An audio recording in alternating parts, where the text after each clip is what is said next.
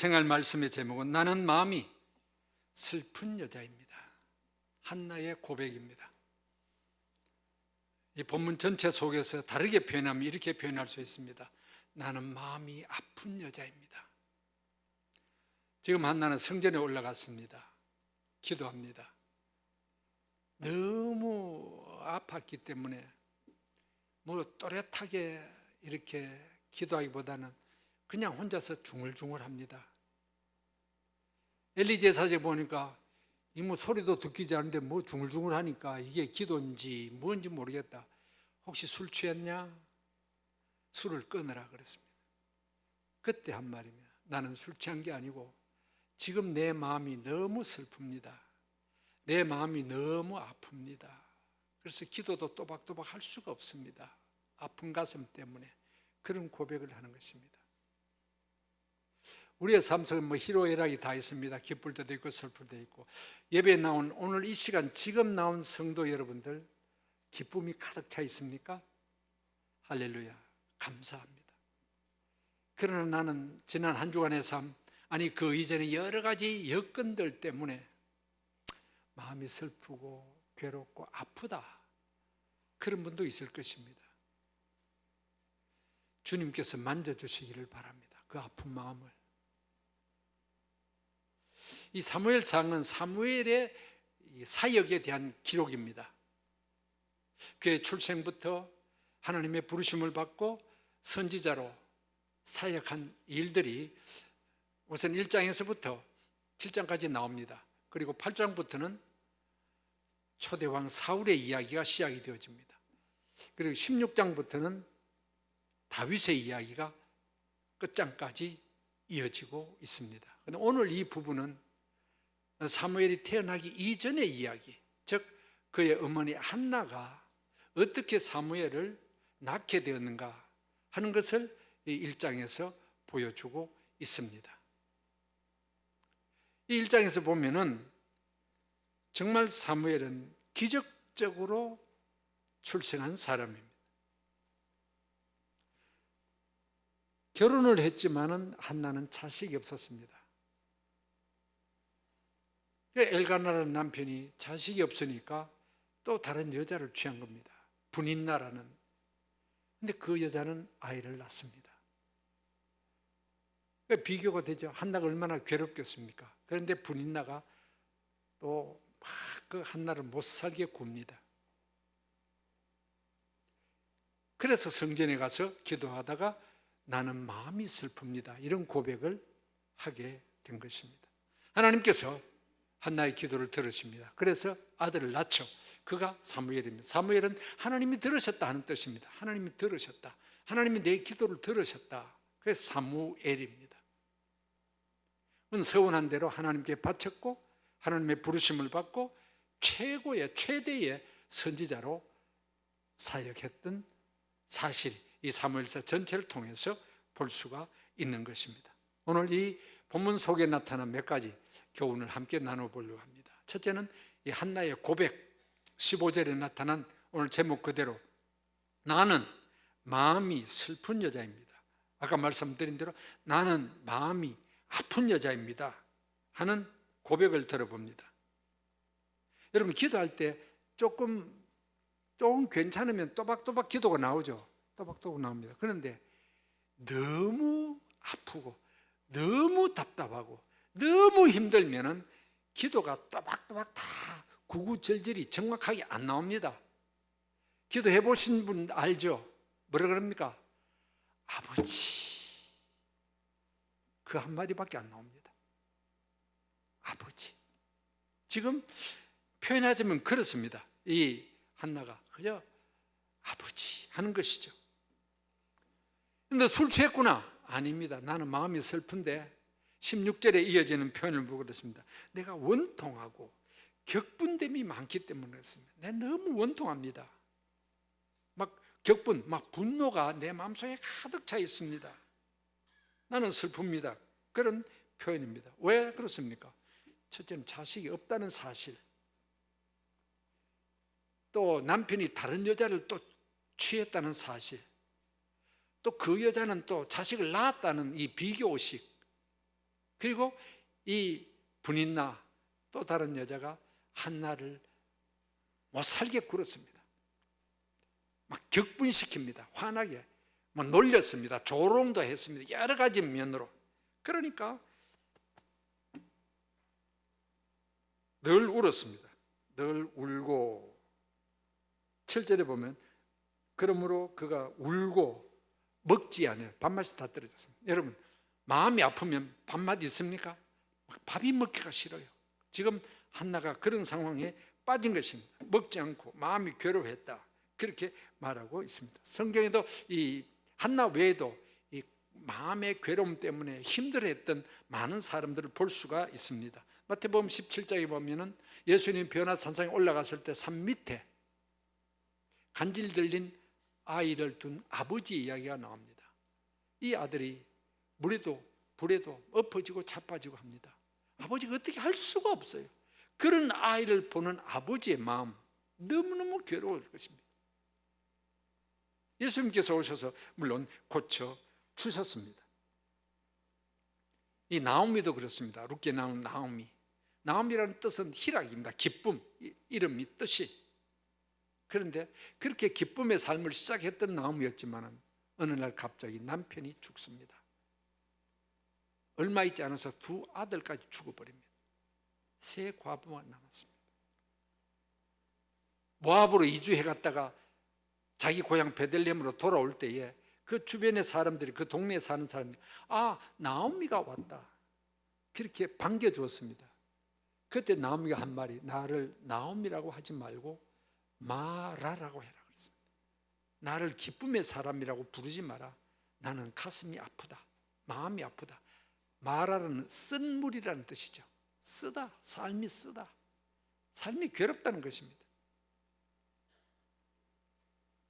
그런 사실을 우리는 그 외에도 성경 여러 군데를 통해서 볼 수가 있습니다. 우리 주변에, 여러분 자신을 비롯해서 주변에, 저도 이번 주간 혹은 그 앞에 여러 주간을 통해서 정말 가슴 아파하는, 마음 아파하는 많은 분들의 이야기를 들었습니다. 죽음, 가족의 죽음, 그것을 겪은 분이 있습니다. 얼마나 마음이 아픕니까? 얼마나 힘듭니까? 제가 아는 어떤 한 분은 그 자녀가, 딸이 그 발달 장애를 앓고 있습니다. 지금 그 딸이 나이 40이 넘었습니다. 평생 그 어머니의 손길이 닿아야 됩니다. 생활 자체가. 근데 그분이 그런 이야기를 해요. 내 소원은 이 딸보다도 하루만 더 사는 것이다.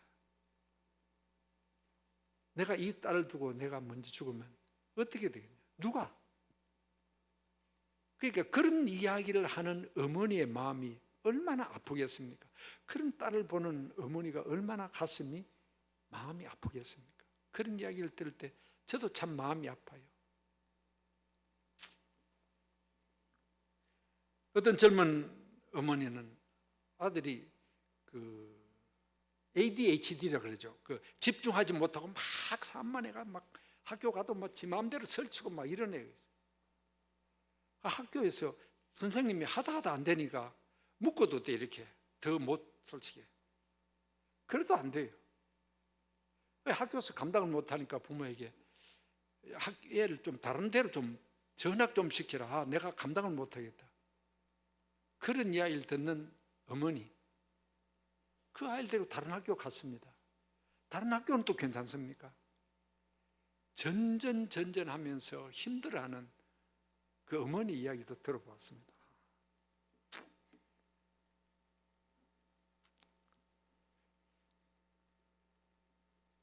믿음이 좋은 사람은 이런 일이 없을 것 같습니까? 가슴 아픈 일이 아닙니다.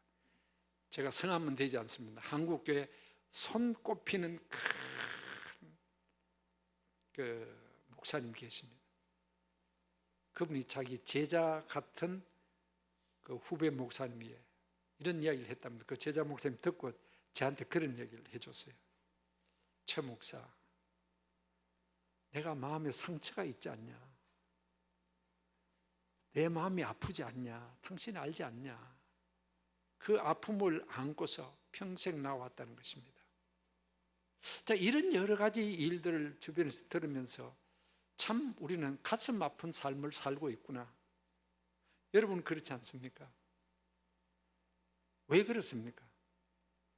여러 가지 이유가 있습니다. 여러 가지 환경적인 요건들, 어떤 사람은 돈 때문에, 사업의 어려움 때문에, 혹은 건강이 갑작스레 악화되어지는 바람에, 대부분의 경우는 부모는 자식, 저 자식 생각하면 내가 편하지를 않아.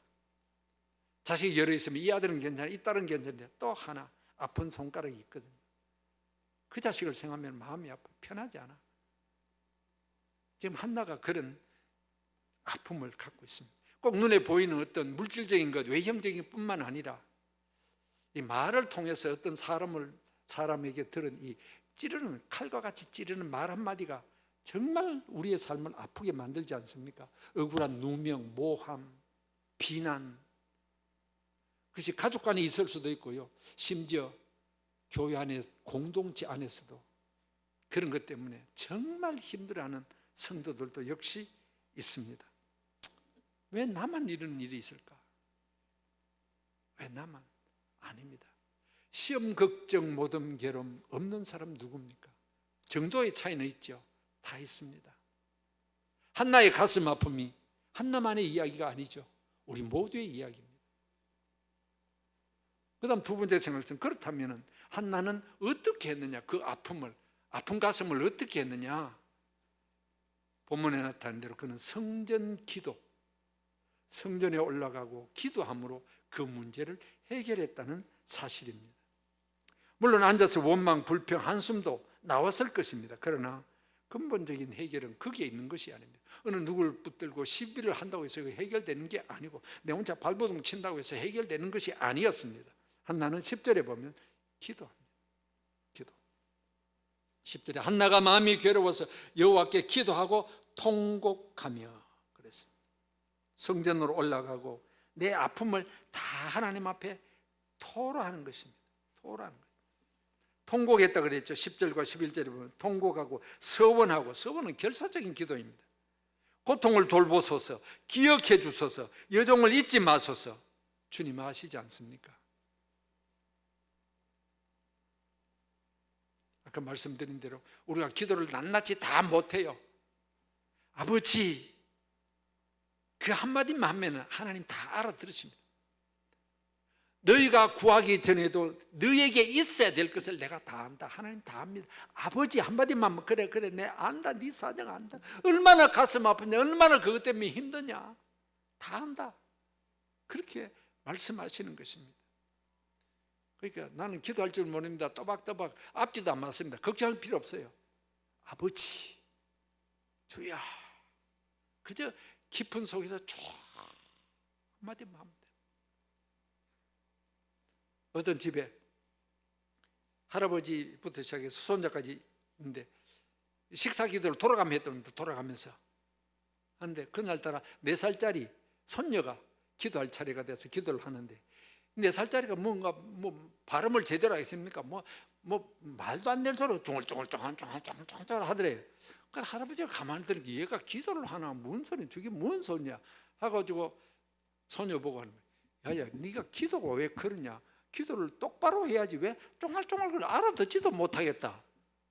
그러니까 손녀가 한 말이, 할아버지, 기도는 하나님 앞에 하는데 할아버지가 듣고 안 듣고 무슨 문제가 있습니까?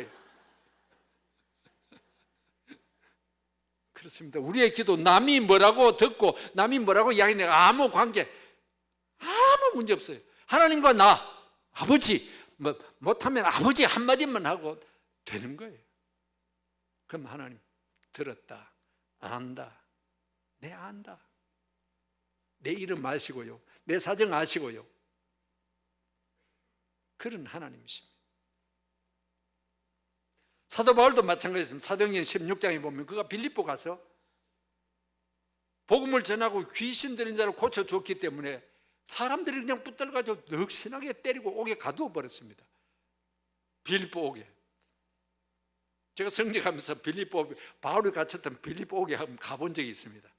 지금은 다 허물어지고 조그마한 이 구멍, 굴만 있고 문틀만 있더라고요. 아, 저기 바울이 갇혔구나. 바울이 그 갇혔을 때 심령이 어떻겠습니까? 하나님, 도대체 내가 뭘 잘못했습니까? 저 사람들이, 저 이상한 사람들 왜 나를 갖다가 때리고 여기 가두었죠? 또 한 걸음 더 나가서는 하나님, 왜 나를 빌립보 오게 했습니까? 내가 오고 싶어 왔습니까? 하나님이 환상 중에 마게도냐 사람 보내가 글로 가라 해서 내가 왔지, 나를 갖다 여기 가두려고 하나님 여기 불렀습니까? 할 수도 있죠. 근데 바울은 어떻게 합니까? 그런저런 이야기 하지 않습니다. 그가 한 건 두 가지, 찬송하고 기도했다 그랬습니다. 찬송하고 기도했다. 그렇습니다. 다윗은 너무너무 억울하고 답답하니까 시편 104편을 109편 4절에 그랬습니다. 나는 기도할 뿐이다 그랬어요. 나는 기도할 뿐입니다. 히스기야는 뭐라 했습니까? 왕으로서 아수르가 쳐들때 해결할 길이 없어요. 항복하라는 문서를 보냈습니다. 성전에 올라가 펴놓고 뭐라 합니까? 여호와여, 눈을 떠서 한번 보시옵소서. 그게 다였습니다.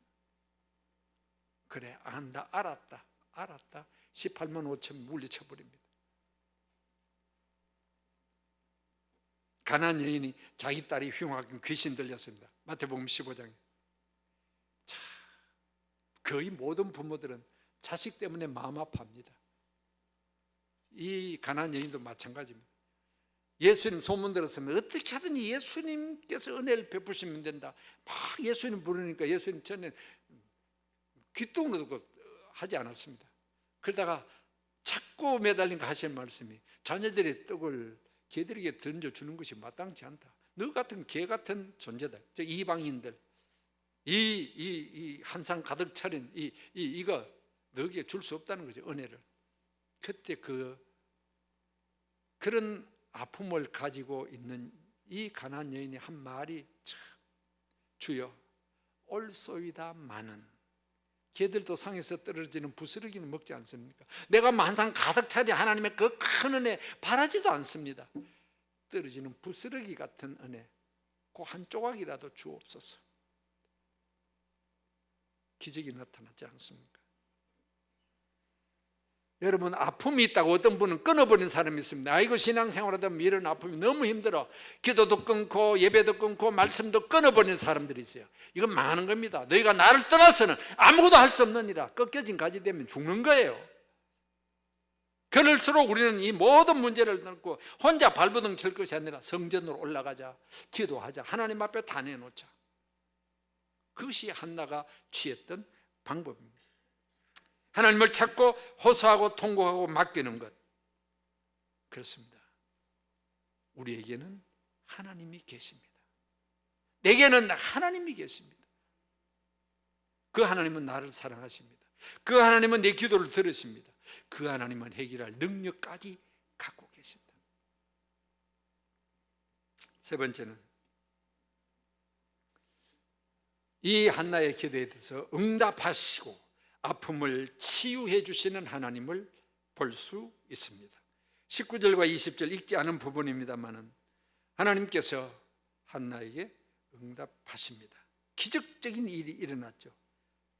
사무엘 임신하고 사무엘을 낳고 이름을 사무엘, 하나님이 들어주셨다고 지었다고 했습니다. 기적적인 일입니다. 세상에 그런 일이 있을 수가 있어? 그렇죠. 우리로서는 안 됩니다. 하나님은 하십니다. 전능하신 나의 하나님은 못하실 것이 없네요. 하나님은 못하시는 것이 없습니다. 하나님은 안 되는 것이 없습니다. 우리는 안 되는 것도 많고 못하는 것도 많아요. 하나님은 하신다. 이렇게 한나같이 불가능한 가운데 자식을 낳은 게 성경에 수없이 많이 있지 않습니까? 사라도 그랬습니다. 이삭을 낳을 때 나이 90 넘었어요. 라헬이 자식이 없다가 하나님이 요셉을 주십니다. 엘리사벳, 사가랴 나이가 많았습니다. 그런데 하나님께서 요한을 주십니다. 하나님께서는 우리가 당한 어려움을 바꿔놓으십니다. 아까 말씀드린 나오미가 나 나오미라 부르지 말고 마라라 해라. 근데 그 마라를 다시 나오미로 바꾸어 주셨습니다. 하나님께서는 이와 같이 우리의 모든 형편을 아시고 우리가 간구할 때에, 내놓을 때에, 토로할 때에 내 모든 형편을 바꾸어 놓으시는 하나님이십니다. 우리의 슬픔을 기쁨으로, 우리의 아픔을 치유로, 바울 같은 경우는 감옥에 갇혀있는 것에 옥문이 열리는 기적으로, 요셉은 종살이, 옥살이의 자리에서 총리로 바꾸십니다. 하나님 바꾸시는 하나님. 참 좋은 말씀이, 저는 바꾼다는 말입니다. 내가 못 바꿔요. 하나님이 바꿔놓으십니다. 내 모든 형편, 내 모든 상황을 하나님이 뒤바꿔 놔버립니다. 왜? 하나님은 전능하신 하나님이기 때문에, 우리의 기도를 응답하시는 하나님, 그 하나님이기 때문에 그렇습니다. 근데 이 불가능한 같은 것을 가능케 하시는 하나님이 있습니다. 전 지난주에 민통선 안에 가서 예배를 드렸습니다. 민통선 아무나 못 들어가잖아요. 주민등록 맡기고 검문소 통과해가 들어갔습니다. 왜 갔느냐, 목사님 그런데 왜 갑니까? 김희중 목사님 거기 사역하고 있어요. 우리 교회에 계셨던 김희중 목사님이 민통선 안에 지금, 거기는 통일을 위해서 특별히 교회가 세워져 있습니다. 통일을 위해서 특별히 기도하는 분들이 거기 모이는데 한 20명에서 30명 정도 모여. 그 주민들도 있고 매주일 서울 시내에서 글로 들어가서 함께 기도. 특별히 통일에 관심이 있고 기도하는, 그 기도 굴도 있고 기도 동산도 있고, 주로 제일 핵심은 통일, 북한을 변화시키고 통일은. 근데 사실 통일이 우리가 보면 이게 지금 소망이 있습니까? 없는 것 같아요. 생각 같아서. 왜? 김정은이 뭐 미사일 쏘대고 핵이 있다 콘서트 치는데 저게 되겠습니까? 우리 인간적인 계산은 통일이 안 돼요. 그 외교부 장관 하셨던 그분, 윤용관 씨, 서울대 교수 하셨던 분의 그 이야기가 외교적인 이론상으로 볼 때는 통일은 안 되는 겁니다. 그런데 그분이 신앙인이시니까 하시는 말씀이, 마지막 하시는 말씀, 하나님이 하실 겁니다. 하나님이 하시는 거지 우리 인간의 힘으로, 인간의 계산으로, 정치력으로 안 됩니다. 하나님이 어느 날 갑자기 통일을 주실 수도 있다 하는 것입니다. 그걸 위해서 특별히 기도하겠다. 불가능한 것, 그 상황을 보면서도 우리 기도하자. 북한의 변화를 위해서, 통일을 위해서 하는 그런 모임이었습니다. 저는 감동을 오히려 받고 왔습니다. 가서 이런 모든 불가능한 상황 속에서 하나님의 가능이, 왜? 전능하신 하나님이기 때문에. 내 하나의 형편을 다 아십니다. 우리 교회 형편을 아십니다. 이 나라의 형편을 아십니다. 그래, 하나님은 역사하셔서 모든 것을 바꿔놓으시고 변화시킬 수 있다는 사실입니다. 사실 우리 인간이 갖고 있는 모든 문제의 근본은 죄악 때문입니다. 내 개인의 아픔과 괴로움도 역시 근본적인 뿌리는 죄악에 있습니다. 아담 하와 인간적인 타락 이후로 죄가 이 땅에 들어오고 그 죄값으로 말미암아 주어진 모든 고통이 생겨지게 된 것입니다. 이 인간의 모든 고난을 해결하시기 위해서 하나님께서 독생자 예수 그리스도를 이 땅에 보내신 것이고, 십자가의 죽으심, 부활을 통해서 인간의 근본적인 문제를 해결하신 것 아닙니까? 그가 채찍에 맞음으로 우리가 나음을 얻었도다. 예수님께서 채찍에 맞으심으로, 십자가의 죽으심으로 의를 이루시고 그 의를 통해서 우리가 고침, 치유가 되어진다는 사실입니다. 그렇기 때문에 우리는 예수님을 바라보는 것입니다. 예수님만 의지하는 것입니다. 예수님께 기도하는 것입니다. 그럴 때 예수님이 은혜를 우리에게 베풀어 주시는 것입니다. 한나의 기도를 듣고 응답하셨던 하나님, 지금도 살아계셔서 우리의 기도를 듣고 십자가의 능력으로, 보혈의 권세로 우리를 치유하신다는 사실입니다. 내가 오늘의 삶이 어렵고 힘들고 갖가지 문제가 있다 할지라도, 때로는 앞이 보이지 않는다 할지라도, 주님, 나의 마음 만져 주옵소서. 이 시간 내 마음 좀 만져 주옵소서. 나를 위로해 주시고 내 삶을 바꾸어 놓으시고 내게 힘을 주실 것입니다. 이 하나님이 주시는 능력과 힘이 오늘 우리에게 있기를 바랍니다. 만져주시는 은혜가